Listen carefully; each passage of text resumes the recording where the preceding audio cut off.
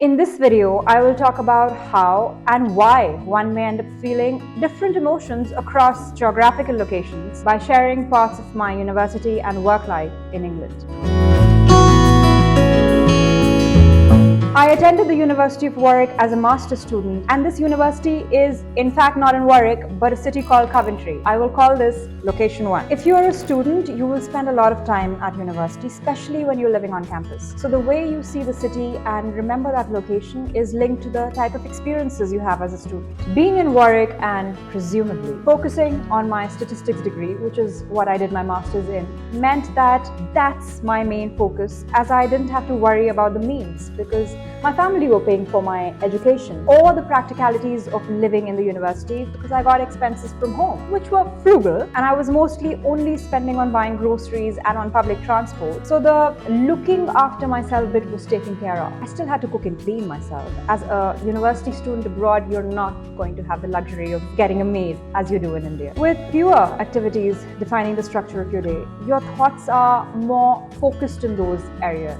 As an international student who has not got it figured out, you can find that most of your energy is spent in dealing with the different dynamics you have with people you're living with, or the relationships you encounter in and outside of university, studying for a degree which maybe you're not meant to do, and that makes it even more hard, and missing home. However, I would still say that these were the main area I struggled with, so the categories were clear and the energy was more concentrated. Back to location 2. I moved to London from India to search for a job. I will cover later in the video about the deeper reason for the move to London. But let me now tell you about the starkly different setting of the city, which is London. Now, I didn't earn any money as a student and I had no money of my own, so I asked my father to give me £250 and I moved to London. For anyone who is familiar with the kind of expenses you incur in London now, or even a decade ago, £250 is very little money. I told him that if I don't get a job in 2 months, I'll come back. I got a job in the first month, so I stayed. From focusing on a few areas as a student, you will move to doing a multiplicity of things when you start working. And that doesn't necessarily go well if you go from one extreme to the other extreme. I found myself trying to manage a new job and the experience of the work culture, renting a place in an area I did not like, as you may not get it right the first time, trying to balance cooking and cleaning with the work life, feeling unsure about the things to do outside of work because you haven't figured out the city or developed a strong interest towards something, exploring different workouts, dealing with a lack of community and support system. So while my pain points were more defined in Coventry, in London, with the breadth of experiences and the lack of conscious inner reflection, my energy was rather dissipated. I was doing multiple random things for the sake of experience, as I didn't know what else to fill up my day with. In London, in the next year or so, a few things happened which created negative feelings within me. And at that time, you don't understand how deeply events can impact you. I had an unfortunate dog bite incident, which I will not explore in this video, but it made me realize that I lack a strong support system. Then I missed my closest friend's wedding, as I had just started working and I could not travel back to India because I didn't have the money for it, and that led to a degree of guilt. And there was a constant feeling of inferiority at work, which was a function of many things and not just my capabilities. Let's circle back to location 1, as I want to mention my observation and experience of my time in Warwick. After university ended,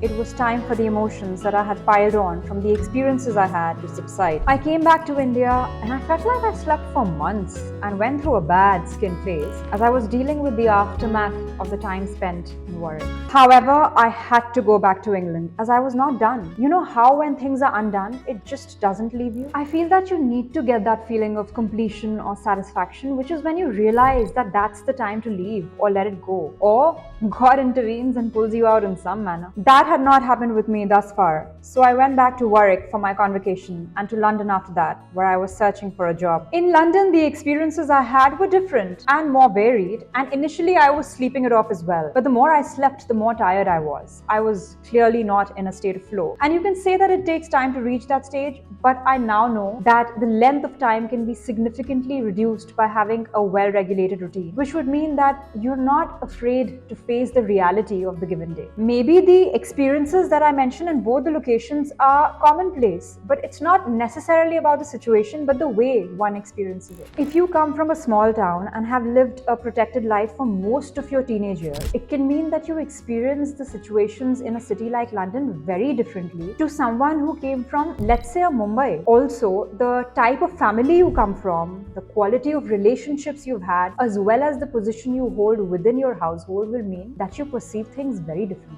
Earlier in the video, I spoke about feelings of inferiority at work. What I was referring to was that if your boss or manager says something to you in a manner which you're not used to, it can impact you more. And you will not be able to comprehend the impact that something so seemingly harmless can have on you. And if you're unaware, you don't really deal with it. You watch some Netflix, eat something that makes you happy. It can be healthy food too. And you think that emotion is done and dusted and you're ready to be better the next day. This is a way to distract yourself and doesn't work consistently. So the inability to articulate to yourself why something is happening, the absence of a high energy routine, showing up at work mostly due to fear rather than innate drive, and the piling up of unresolved emotions from key life areas, which trickles into all life areas, can create a net resistance within you. This dissipation of energy meant that I'm confused. And that's not because one thing was consistently, drastically going badly, but nothing was giving me fulfillment. And that's because these emotions are all muddled up in the system. So in summary, in Lucknow, which was the origin location, I felt so sure of myself and had such idealistic views, which is a function of an experience. In London, which I termed as location 2, too many new things were happening, and all at once, so I lost my center and effectively felt less clear. There was a change in geography from Lucknow to Nottingham, which is where I did my undergrad, and I haven't spoken about that in this video, to Warwick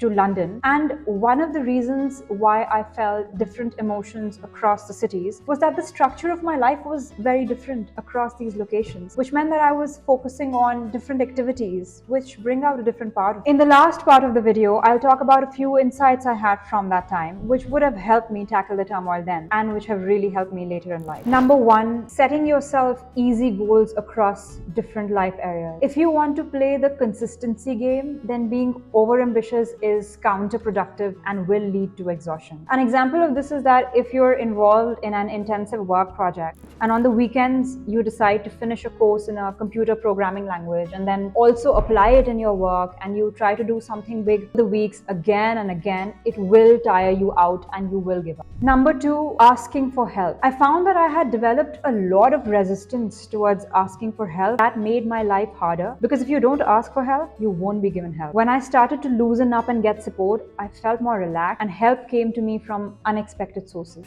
Number 3, being part of a community. Social interactions in an environment of your choosing can significantly boost your mood. And they don't have to be deep relationships. I got attached to a Toastmasters club in London after a few years, and that gave me a lot of joy. So if you feel like there is an activity or a cause you're passionate about, doing that with people creates a lot of positive energy.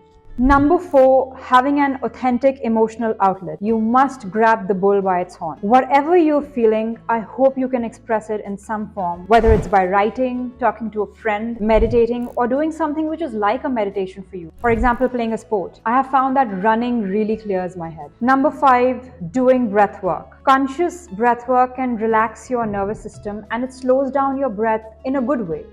So let's say that I have just finished 5 minutes of my breath work and I get an annoying message from a colleague. I will struggle to feel the irritation in that moment. This done over a sustained period can improve your ability to respond. That's all I have to share in this video. I would be interested to know if any of my experiences and insights resonated with you, and if so, how. Creating these videos helped me with inner reflection. I hope that the content on my channel can also help you to reflect on your emotions. Thank you for watching till the end. I'll see you in the next video.